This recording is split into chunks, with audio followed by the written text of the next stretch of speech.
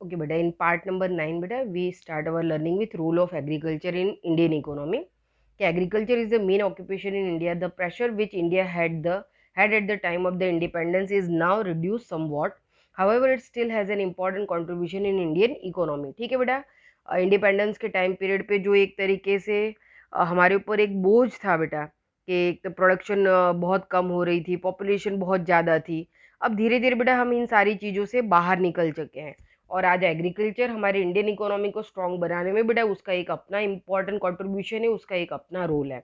अब क्या है देखो, कि it provide the employment to about the one half of the population of country. वो देश की आधी आबादी को बेटा रोजगार देता है, एम्प्लॉयमेंट प्रोवाइड करता है.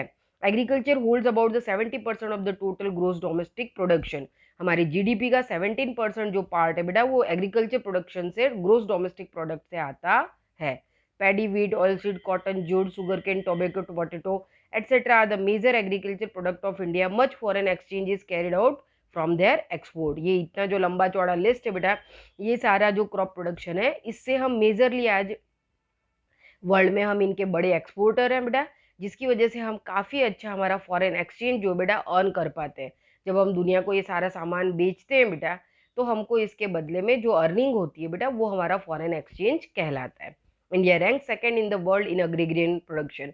आज इंडिया वर्ल्ड में बेटा सेकंड रैंकर है एग्रीग्रेन प्रोडक्शन के अंदर. Industries like a cotton, textile, sugar, paper, oil etcetera well as well as the industrial regarding the food processing get their raw material from the agriculture product only. जो industries बेटा देख सकते हैं हम, textile industries है, sugar industries है बेटा, paper industries है बेटा, ऑयल इंडस्ट्रीज है, ये कहीं ना कहीं बेटा अपने रॉ मटेरियल के लिए एग्रीकल्चर पे डिपेंडेड है, सेक्टर पे डिपेंडेड है. और आज हमारा एग्रीकल्चर सेक्टर बेटा एबंडेंट वे में इनको रॉ मटेरियल अवेलेबल करवा रहा है, और इन इंडस्ट्रीज को हम एक तरीके से डेवलप्ड होते हुए देख रहे हैं. एक तरीके से बेटा agriculture provide food to the people of India, और देश के बेटा लोगों को पूरा एक तरीके से उनका जो फूड अवेलेबिलिटी है वो एग्रीकल्चर सेक्टर के थ्रू प्रोवाइड होती है. अगर ये नहीं होता तो हमारा खाना पीना आता कहाँ से, हम समझ सकते हैं, सिंपल सी बात है. अब यहाँ पे बेटा आपको एक चार्ट दिया है बराबर, जिसमें आप ईयर ग्राफ देख सकते हो कि 2009-10 से स्टार्ट करके बेटा 2014-15 तक है. और वापस से एक आपको कॉलम दिख रहा है बेटा, ग्रीन और वाइट कॉलम दिखाई दे रहा है, उसमें भी 2013-14 से लेके बेटा यहाँ पे हाँ 13-14 से 14-15 तक का बेटा अलग अलग रेशियोज बताया. अब वो क्या है हम इसको थोड़ा सा समझ लेते हैं.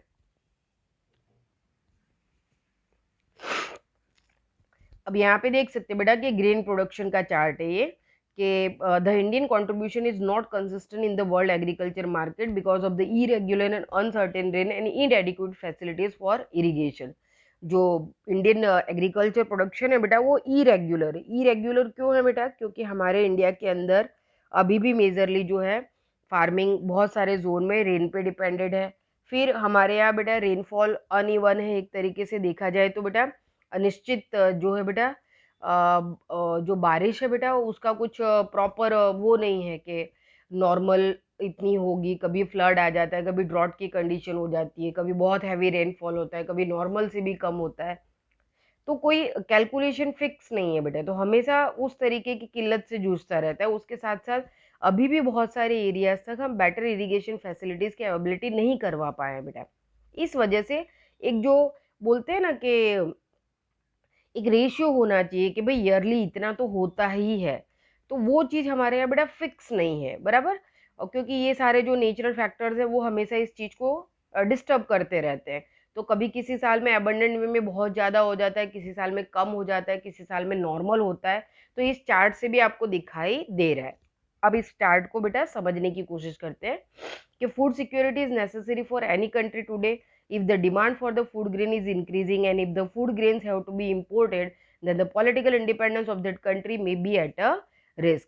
आज हम देख सकते हैं बेटा कि किसी भी देश के लिए उसकी फूड सिक्योरिटी करना बहुत जरूरी हो जाता है बेटा, क्योंकि फूड की जो एक तरीके से डिमांड है बेटा वो हमेशा इंक्रीज होती रहती है. अगर उसको हम बहुत ज़्यादा मतलब एक तरीके से देखा जाए एक्सपोर्ट करते रहेंगे और अपने कंट्री के लिए उसको स्टोर करके नहीं रखेंगे बेटा, तो हो सकता है कि कुछ ऐसा इनबैलेंसिंग हो जाए कि कुछ चीज़ें फिर हमको इंपोर्ट करनी पड़े.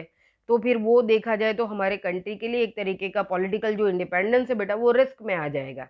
यहाँ पे देख सकते हैं हम कि we have become a self reliant in the field of green production due to the green revolution. एक तरीके से देखा जाए बेटा तो हम सेल्फ रिलायंट ग्रीन रिवोल्यूशन की वजह से बन पाए हैं।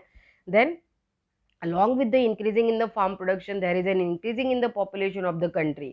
लेकिन जैसे जैसे एग्रीकल्चर सेक्टर बढ़ा है बेटा, फार्म प्रोडक्शन बढ़ा है, वैसे वैसे देश की आबादी में भी तो बढ़ावा हुआ है, जो कि हम देख सकते हैं बेटा कि इन 1951 इंडियाज पॉपुलेशन बेटा, इंडिया की पॉपुलेशन 1951 में कितनी थी बेटा, 36 करोड़ 10 लाख के आसपास थी बेटा। और ये बढ़ते बढ़ते के which today in more than 125 crore, बराबर ये 2015-16 तक का ग्राफ बताया हुआ है। आज 5 इयर्स के बाद हम 135 करोड़ के आसपास है। This has increase the demand for food grain. और जैसे जैसे बेटा पॉपुलेशन बढ़ती जा रही है, डिमांड भी बढ़ती जा रही है। There has been an increasing in the production of the food grains in the country during the last 5 years. पिछले 5 सालों में अगर हमने देखा है बेटा तो फूड ग्रेन की जो डिमांड प्रोडक्शन है बेटा वो काफ़ी ग्रेटर वे में प्रोडक्शन बढ़ा है। 1950 और 51 में देखे तो बेटा India had produced 51 crore ton of food grains. 51 में बेटा इंडिया जो है वो फूड ग्रेन के रूप में 51 करोड़ टन फूड ग्रेन्स जो है प्रोड्यूस करता था। लेकिन आज रिकॉर्ड लेवल पे 265.04 करोड़ टन हम 2013-14 में कर पाए हैं। ओके, तो यहाँ पे आपको दिखाई दे रहा है बेटा, लेकिन इस चार्ट के अंदर आपको 2009 के अंदर बेटा ग्रेन प्रोडक्शन आपको दिखाई दे रहा है।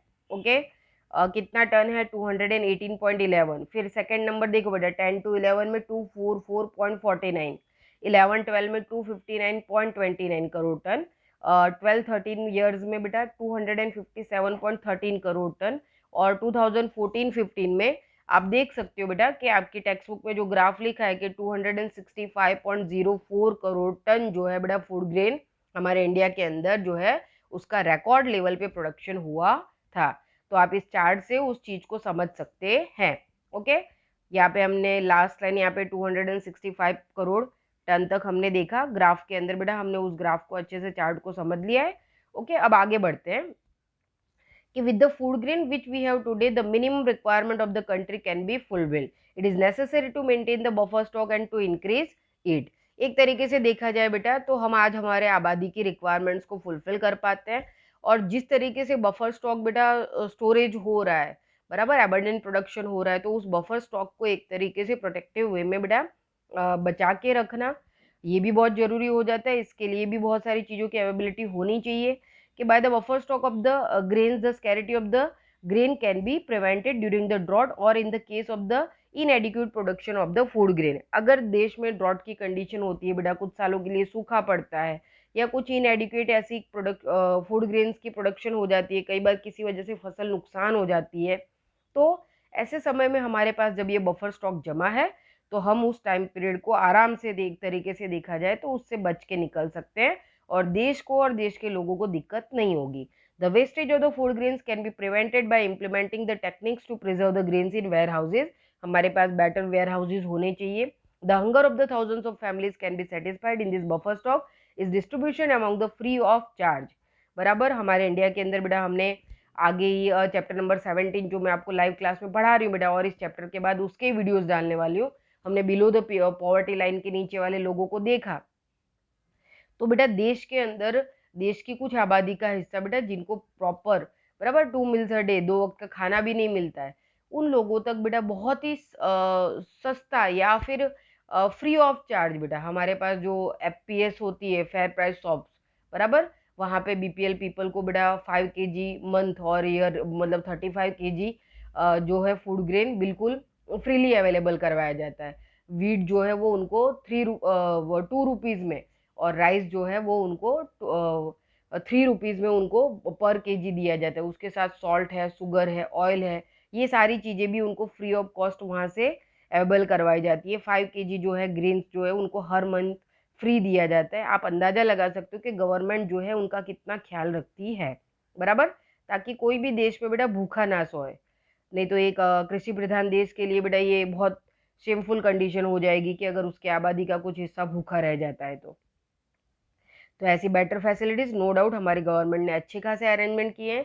It is necessary to strengthen the food stocking and the agreement to conserve it is good beginning of the government has made the provision to supply the food grains up to the poor people through the food security act. एक तरीके से देखा जाए तो बेटा जो अभी just मैंने बोला फूड सिक्योरिटी एक्ट के थ्रू गरीब से गरीब लोगों तक बेटा ये जो फूड ग्रेन्स है उनकी अवेलेबिलिटी बहुत इजी वे में हो पाए, इसके लिए गवर्नमेंट इफोर्ट्स लगाती रहती है.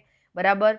फेयर प्राइस शॉप खोले गए हैं, अन्नपूर्णा योजना स्टार्ट की गई है. इस तरीके की जो फैमिलीज है उनको अंत्योदय फैमिलीज कहा जाता है, उनके पास एक अपना बीपीएल कार्ड होता है.